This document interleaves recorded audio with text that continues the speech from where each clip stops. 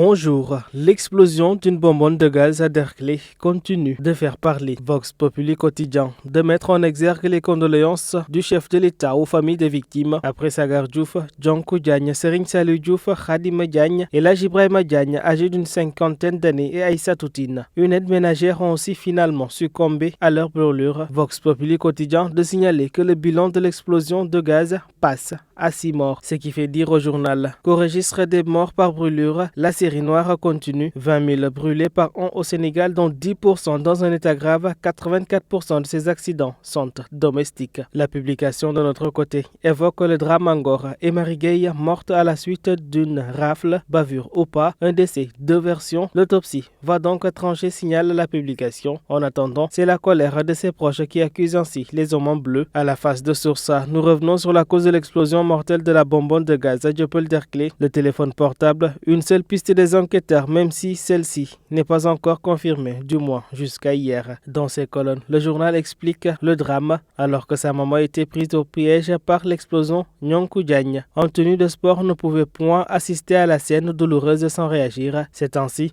que le jeune sportif a pris son courage à deux mains pour tenter de sauver sa maman au milieu des flammes. Malheureusement, ils perdront tous les deux la vie. À la face de la tribune quotidien, nous parlons de tout à fait autre chose. La présidentielle de février 2024 au premier plan, l'opposition, la nécessité de se regrouper autour de 2 ou 3 candidats face à un candidat contesté de la mouvance présidentielle. S'unir devient dès lors la première urgence. Du côté de Sud Quotidien, l'on évoque l'ouverture prochaine de l'Assemblée nationale sur fond de tension des candidats. Oumar Youm ou encore Birame Souleye Diop en première page. Yewwi, Wallu, Benno, tous en danger. En attendant, c'est la coalition Yewwi Askan Wi qui revient à la surface. À la face des Échos quotidiens, Khalifa Sall et Moussa Tine complètement écartés. La conférence des leaders a ainsi créé un groupe WhatsApp pour se débarrasser d'eux. Les réunions continuent de plus belle. Une rencontre prévue avec les ambassadeurs de l'Union européenne, nous apprendons. Du côté du Témoin quotidien, l'on parle d'Amadou Ba qui déroule pendant que l'opposition est bloquée. Coiffé de sa casquette de Premier ministre avec tous les moyens de l'État, le candidat de la coalition Benno Bokk Yakaar déroule tranquillement sa pré-campagne électorale. Pendant ce temps, les leaders de l'opposition tournent à l'intérieur du pays voient leur cortège dispersé, voire gazé. À la face du peuple quotidien, toute satisfaction d'une doléance de 70 ans. Comprenez bien sûr que l'on parle de la route Pire-Meouane d'Aya Diop. Le coût de l'ouvrage est ainsi estimé à près de 2 milliards de francs CFA. Les travaux prévus pour une durée de 12 mois. Le Premier ministre en a profité pour visiter également le chantier du nouvel hôpital Seydi El-Hadj Malick Sy qui sera ainsi livré en décembre 2023. D'ailleurs, Amadou Ba a été accueilli en grande pompe et a visité les travaux de stations d'épuration, bouées de vidange, de canalisation ainsi que d'autres infrastructures importantes réalisées en perspective du Gamou 2023. Pour ce Gamou justement,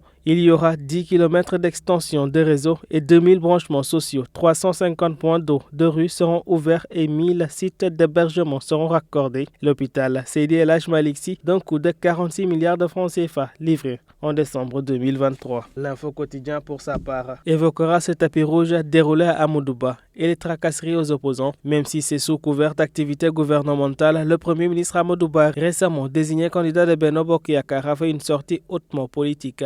Avec ses déplacements à Tivaouane, Ndiassane et Thiénaba et le lancement des travaux de la route Pire-Meouane d'Aya Diop, Amadou Ba a démarré en trombe sa pré-campagne électorale. La pré-campagne, bien sûr, des inégalités. L'éveil quotidien de son côté met en exergue le nouveau gouvernement. L'ADER, pour les défenseurs du chef de l'État Macky Sall, pointe la publication. Ardent défenseur du président de la République, pendant les événements qui ont donc suivi la condamnation de l'opposant Ousmane Sonko, des responsables qui ne sont pas encore promus dans le gouvernement attendent toujours la dernière chance. Avec la formation de la nouvelle équipe, la dernière sous le magistère de Macky Sall. Quels critères sera mis en avant pour la formation de l'équipe? L'on s'interroge. En tout cas, beaucoup de regards se tournent vers les responsables qui étaient au front pour défendre le président Sall et son régime suite aux manifestations violentes qui ont suivi la condamnation de l'opposant. Parmi ces personnalités, 2 s'étaient distingués. Mamadou Lamine Massali, PCA de l'NFP, responsable politique de la mouvance présidentielle à Thiès. Cheikh Issa Sall, maire de la commune de Mbour, le premier nommé, a pris donc la parole pour s'attaquer directement au principal leader de l'opposition. Il a reçu des menaces.